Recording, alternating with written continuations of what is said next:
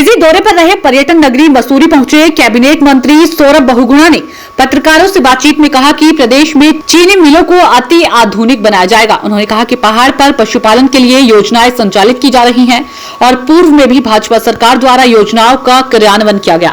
उन्होंने कहा कि पहाड़ पर पलायन रोकने के लिए सरकार लगातार कार्य कर रही है और कई योजनाएं संचालित की जा रही हैं। उन्होंने कहा कि युवाओं को रोजगार देने के लिए सरकार लगातार कार्य कर रही है। मत्स्य पालन के क्षेत्र में भी 6 जिलों में कार्य किया जा रहा है और पूर्व में भी भाजपा की सरकार ने बेहतरीन कार्य किया है। उन्होंने कहा कि चीनी मिलों में अत्याधुनिक मशीनें लगाने को लेकर भी कार्य किया जा रहा है। उन्होंने गन्ना किसानों के भुगतान को लेकर कहा कि सरकार द्वारा समय पर गन्ना किसानों का भुगतान किया जा रहा है। इस संबंध में उन्होंने मुख्य सचिव से भी वार्ता की है।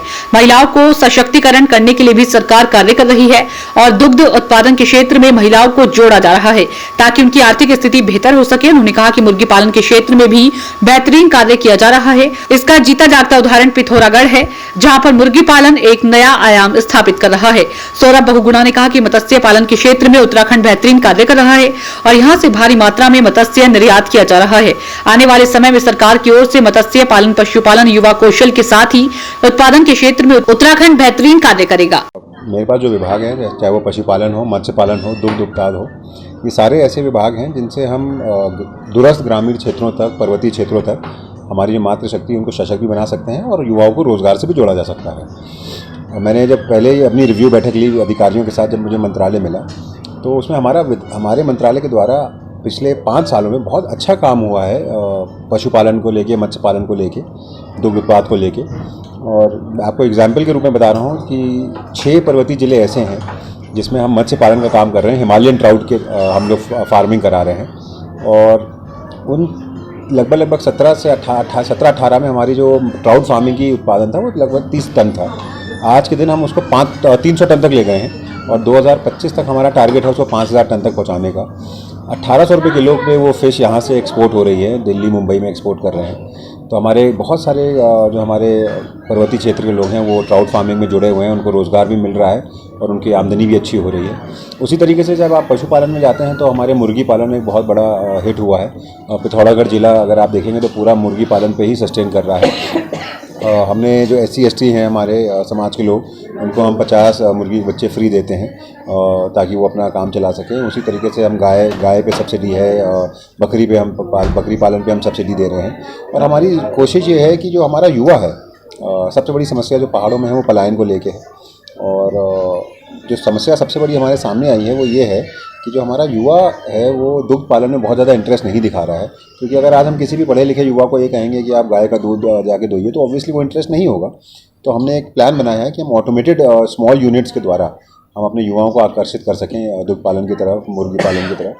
और कोशिश यही है कि आने वाले 6-7 महीने में हम ऐसी पॉलिसीज़ लेके आ रहे हैं जिससे हमारे यहाँ पलायन की समस्या भी रुक सके और हमारे युवाओं को रोज़गार से जोड़ा भी जा सके। सर देखिए, मैं खुद एक ऐसे क्षेत्र से आता हूँ, सितारगंज से, जो चीनी मिल से प्रभावित है। मेरे यहाँ भी चीनी मिल पर है, मेरे यहाँ किसान बहुल्य क्षेत्र है। और मैंने मंत्रालय पद ग्रहण करने के बाद 4 चीनी मिलों का अभी तक निरीक्षण कर चुका हूँ मैं, सितारगंज, किच्छा, लक्सर और डोईवाला। कुछ समस्याएं हैं जो कि नीतिगत रूप से हम लोग को ठीक करनी पड़ेंगी, सरकार को फैसले लेने पड़ेंगे। मैं जब किच्छा की चीनी मिल में गया तो 1962 की इंस्टॉल चीनी मिल है, बहुत पुरानी टेक्नोलॉजी पे चलने वाली चीनी मिल है।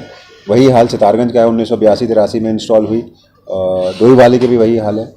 जब उसके बाद मैं लक्सर गया तो लक्सर एक प्राइवेट मिल है और प्राइवेट मिल में जो हमने डिफरेंस देखे कि जितने भी मॉडर्नाइजेशन की ओर चीनी मिल जाएगी उतना ही उसकी रिकवरी बेटर होगी, उतना ही उसके ब्रेकडाउन्स कम होंगे।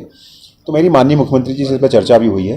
हम कोशिश कर रहे हैं कि सरकारी चीनी मिलें हैं उनको हम कहीं ना कहीं थोड़ा सा सपोर्ट कर सकें और उनको मॉडर्नाइजेशन की ओर ले जा सकें। देखिए, जो रिकवरी है, सरकार का लॉस तभी होगा जब आप रिकवरी नहीं कर सकते।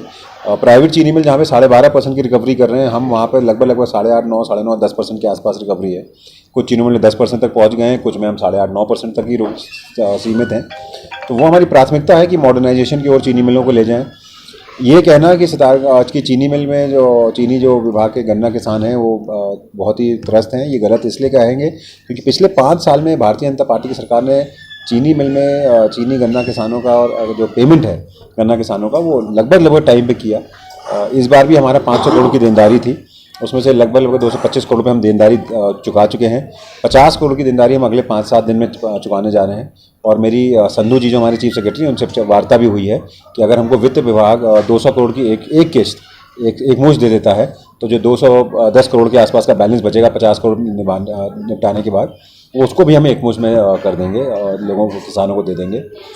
हमारा प्राथमिकता चीनी मिलों को मॉडर्नाइजेशन की ओर ले जाना है और उस पर हम लोग एक प्लान बना रहे हैं ताकि वो अपना काम चला सके। उसी तरीके से हम गाय पे सब्सिडी है, बकरी पालन पे हम सब्सिडी दे रहे हैं। और हमारी कोशिश ये है कि जो हमारा युवा है, सबसे बड़ी समस्या जो पहाड़ों में है वो पलायन को लेके, और जो समस्या सबसे बड़ी हमारे सामने आई है वो ये है कि जो हमारा युवा है वो दुग्ध पालन में बहुत ज़्यादा इंटरेस्ट नहीं दिखा रहा है। क्योंकि अगर आज हम किसी भी पढ़े लिखे युवा को ये कहेंगे कि आप गाय का दूध जाके दोइए तो ऑब्वियसली वो इंटरेस्ट नहीं होगा। तो हमने एक प्लान बनाया है कि हम ऑटोमेटेड स्मॉल यूनिट्स के द्वारा हम अपने युवाओं को आकर्षित कर सकें दुग्ध पालन की तरफ, मुर्गी पालन की तरफ। और कोशिश यही है कि आने वाले 6-7 महीने में हम ऐसी पॉलिसीज़ लेके आ रहे हैं जिससे हमारे यहाँ पलायन की समस्या भी रुक सके और हमारे युवाओं को रोजगार से जोड़ा जा सके। सर, चीनी मिल की बात करें, जो किसान हैं वो अक्सर उनको जो भुगतान की है काफ़ी दिक्कतें आती है, तो चीनी उसको लेकर सरकारी किस तरीके की योजनाएं होंगी? देखिए, मैं खुद एक ऐसे क्षेत्र से आता हूँ, सितारगंज से, जो चीनी मिल से प्रभावित है। मेरे यहाँ पे चीनी मिल पर है, मेरे यहाँ किसान बहुल्य क्षेत्र है। और मैंने मंत्रालय पद ग्रहण करने के बाद 4 चीनी मिलों का अभी तक निरीक्षण कर चुका हूँ मैं, सितारगंज, किच्छा, लक्सर और डोईवाला। कुछ समस्याएं हैं जो कि नीतिगत रूप से हम लोग को ठीक करनी पड़ेंगी, सरकार को फैसले लेने पड़ेंगे। मैं जब किच्छा की चीनी मिल में गया तो 1962 की इंस्टॉल चीनी मिल है, बहुत पुरानी टेक्नोलॉजी पे चलने वाली चीनी मिल है। वही हाल सितारगंज का है, 1982-83 में इंस्टॉल हुई। डोईवाले के भी वही हाल है। जब उसके बाद मैं लक्सर गया तो लक्सर एक प्राइवेट मिल है, और प्राइवेट मिल में जो हमने डिफरेंस देखे कि जितने भी मॉडर्नाइजेशन की ओर चीनी मिल जाएगी उतना ही उसकी रिकवरी बेटर होगी, उतना ही उसके ब्रेकडाउन्स कम होंगे।